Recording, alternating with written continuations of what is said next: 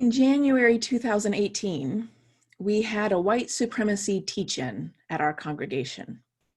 We had a facilitator from outside the congregation come in, and instead of our more usual worship experience on Sunday morning, we engaged in collective learning and small group discussion about white supremacy culture. The encouragement to disrupt our Sunday morning routine and to learn about white supremacy came from an organization called the Black Lives of UU Organizing Collective, BLUE. I told those who gathered that morning that we were all invited to join in an uncomfortable adventure. We who are Unitarian Universalists often choose to make ourselves uncomfortable in the service of our meaning making. We recognize our discomfort as evidence that we're growing. I continued to say, today, if you feel discomfort arise within you, especially if you're white, we invite you to practice being curious and to allow your discomfort to lead you to new learning. Those were part of my remarks that morning. We were learning that day about white supremacy culture and a specific list of characteristics of white supremacy culture as identified by authors Kenneth Jones and Tima Okun in their book, Dismantling Racism, a workbook for social change groups. At that time, for most of us, this was our first exposure to the idea that there is a culture of white supremacy that we are all a part of. I don't mean, talking about marching in the streets with white nationalists holding torches. White supremacy culture is essentially the dominant culture of the United States, a culture with norms and standards that are damaging and harmful to all of us, white people and people of color. But they are norms and standards that most of us uphold without thinking about it because we are mostly unaware of them, like not knowing that we breathe air until we learn that we breathe air.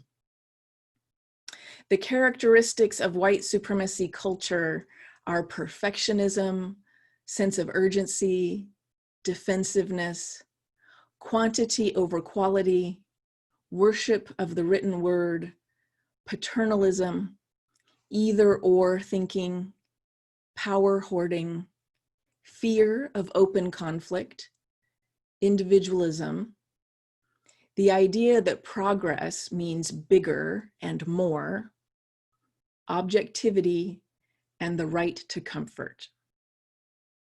Now, all of that was meant to be a reminder, not the purpose of today's sermon. So if that information is new to you or you don't remember it, know that all these characteristics with more details about them are online, and I'll have the link to them posted on Chalice's Facebook page after the service. We participated in the teach-in and followed that up with our monthly racial justice film series. We had hoped to have a book discussion group, but that didn't quite get off the ground. And then it was time for our construction project, and our learning together about racial justice was set aside. And it was set aside because racial justice work has never been that important to us as a community. I'm not saying that to shame us, me or you, but I'm saying it in the spirit of let's be honest. If more of us in the congregation feared for our lives when the police stopped us for expired car tags or broken taillights, well, let's be honest. I drove around with expired car tags for 5 months and was never stopped by the police once. White ladies driving Toyota Priuses don't get stopped by the police for car problems. But if more of us were stopped by the police, or if more of us feared for our children's lives when they have interactions with the police, then of course we would have been more involved with racial justice issues. The majority of our congregation is white, and white people get to choose if we care about racial justice issues or not. Let's be honest. It's 2.5 years later now, 2.5 years after the white supremacy teach-in, and a lot has happened in these 2.5 years. Actually, a lot has happened since 2012, when Trayvon Martin was murdered in Florida and the Black Lives Matter movement formed. Books have come out, like White Fragility by Robin DiAngelo and How to Be an Anti-Racist by Ibram X. Kendi, and So You Want to Talk About Race by Ijeoma Oluo, and The Color of Law by Richard Rothstein, and more. So many more. And documentaries like 13th by director Ava DuVernay, and I Am Not Your Negro by director Raoul Peck, and more, so many more. So when we saw, as a country, saw George Floyd murdered before our eyes, murdered by a police officer while other people stood around and watched. When we finally collectively woke up, suddenly heard everything Black people have been saying for so long, suddenly couldn't ignore it anymore, there is a blessing of learning available, an abundance of learning available, books and documentaries, anti-racism trainings, and even the pandemic is a strange blessing this way, because everything is available to us online. We can take anti-racism training from the very authors we're reading. We can sit in on Black Lives Matter meetings happening live and open to the public. We can share resources with each other in a way that we weren't doing before. And 2.5 years ago, we Unitarian Universalists might have felt that we were on the cutting edge of learning by having our white supremacy teach-in. And it's not a competition, but I need you to know that we are not ahead anymore, if we ever were. The language of white supremacy culture and white fragility is everywhere now, not just in little pockets of progressivism. In fact, I will suggest that we are behind. And by that, I mean that we are out of step with what progressive organizations know and are doing, and we are out of step with the population of people we might expect to find a spiritual home with us. Because we thought we got to choose if we care about racial justice or not, and we don't get to choose anymore. We are either all in for dismantling white supremacy culture in our congregation and in the world, or we might as well start planning for the closing of the congregation because we are making ourselves irrelevant.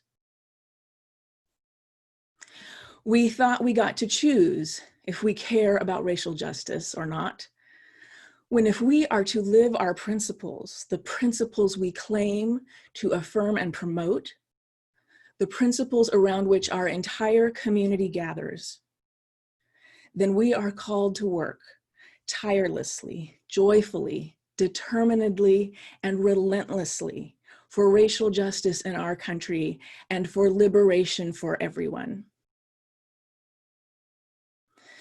I wouldn't tell you this if I didn't think we weren't ready to do the work. I love you, and I think we're ready for this moment and how we're called to change and grow. If what I am saying makes you uncomfortable, then please remember that the right to comfort is one of the characteristics of white supremacy culture.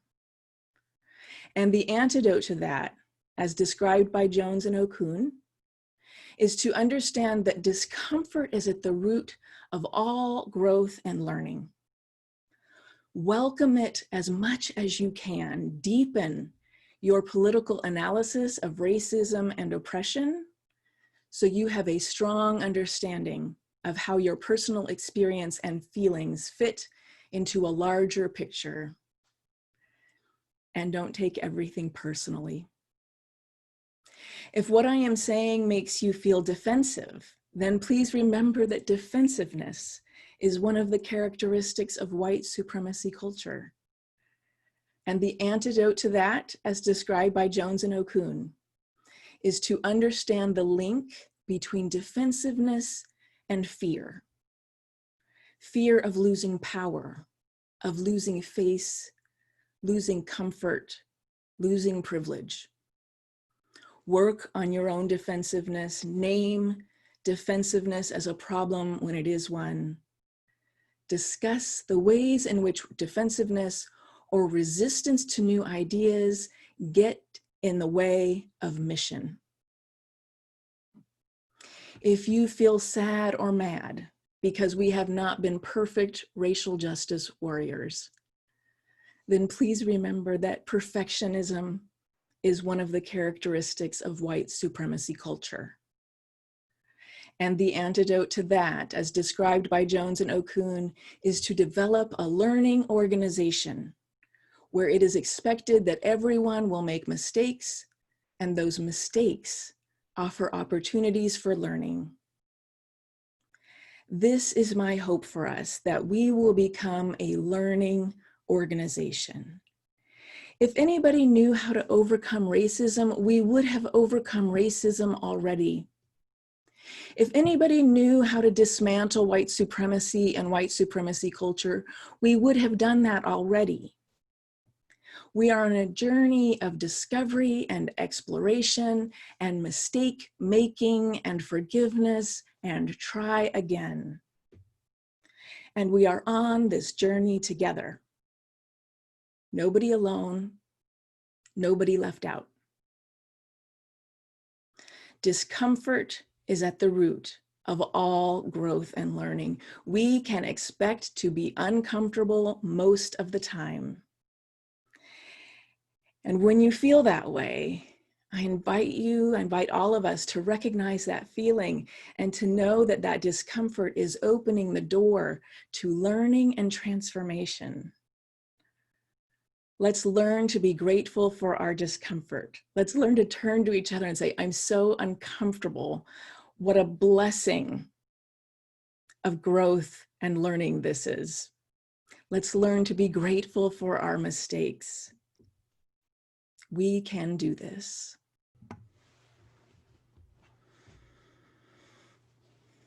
Chalice is a robust community of people with diverse gifts and interests. It is through our communal sharing of gifts and talents that the community exists. I am so pleased to share with you this message from our transformation team.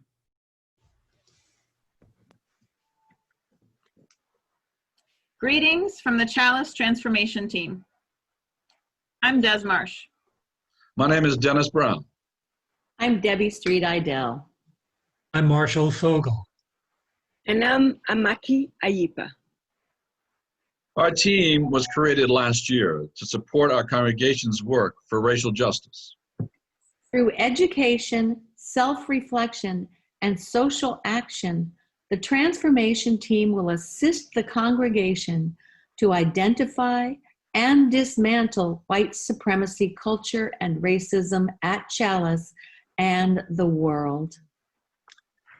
We recognize that this is lifelong work, and it will be a difficult journey for many within our congregation. We also invite you to be comfortable with your discomfort. In the coming months, we'll invite you to join us in congregational reads, social justice actions, and virtual discussion circles. We will also welcome you to join our team. The Unitarian Universalist Association's Commission on Institutional Change wrote the following for our congregation.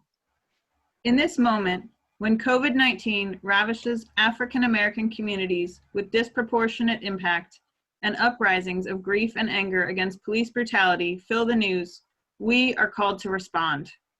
Our commitment needs to be beyond the moment.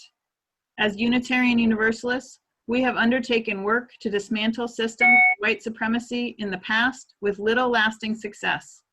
The systems that create such inequitable outcomes are not momentary, and dismantling them will require sustained effort, focus, and energy. We cannot look away or drop our focus on achieving real change again. We aren't experts. We're folks engaging in anti-racism work and hoping you'll join us on this journey. We took the project Implicit association tests to learn our own implicit biases. The implicit association tests are simple, but provide insight into individual biases that may be hidden or unknown. We invite you to take the implicit association tests as well. Look for a link in the chat and in upcoming e-news. We've had some great team discussions, and we know many here are passionate about anti-racism work. We look forward to the transformation ahead. Join us On this on this journey toward racial justice.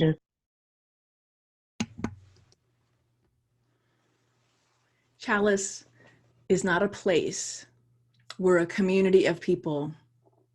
When you hear about groups such as Transformation Team in our congregation, then you know this is part of who we are. We are blessed by Des, Amaki, Debbie, Marshall, and Dennis offering their gifts and leadership to the congregation this way.